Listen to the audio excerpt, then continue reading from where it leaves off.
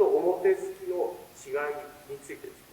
そうですね。前突きの場合には、鶴が真上を向いたままで、陰行部をつくというのが前突きですね。表突きは、鶴が左斜め上の方を向いて、手の内を返してつくと。それから、裏突きは、相手の竹刀の裏の方を回して、同じく、鶴が今度は右の方を向いてついていくということによって、前、表、裏というような突き方の変化があります。これについては、構えが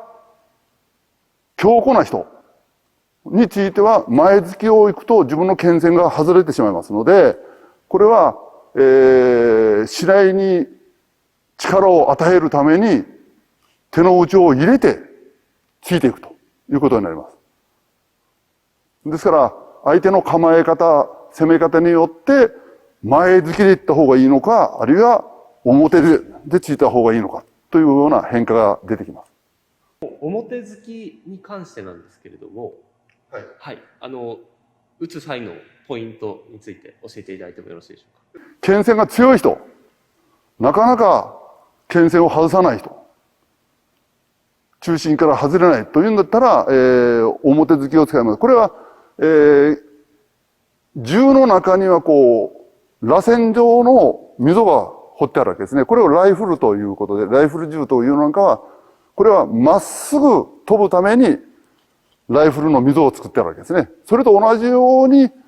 手の内を返してついていくということになったら、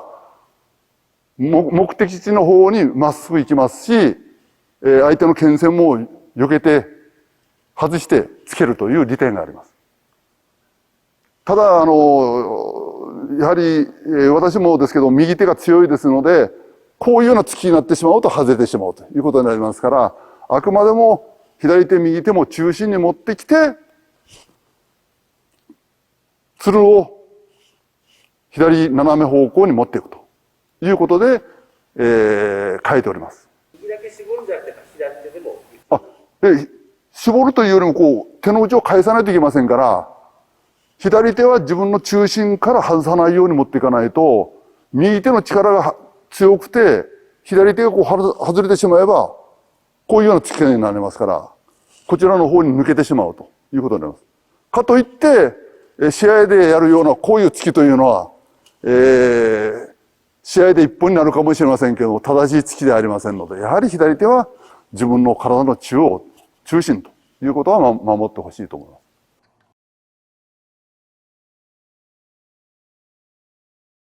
鶴が左側を斜め上を向くのが表ですね。それから、相手を、例えば払ってでもいいですけど、相手が防御、こういうような防御をする人については、裏からつかないといけないということになります。手の内の位置はですね、ここも真ん中ですよね。こう入れても、ここが真ん中なんですよ。ここは外れてしまう。ここが中心。ここが中心。ですけども、微妙に、この位置なのか、この位置なのかっていうのはですね、手首のここから前のところは若干位置がずれるんですよ。ですから、裏突きの場合に手首を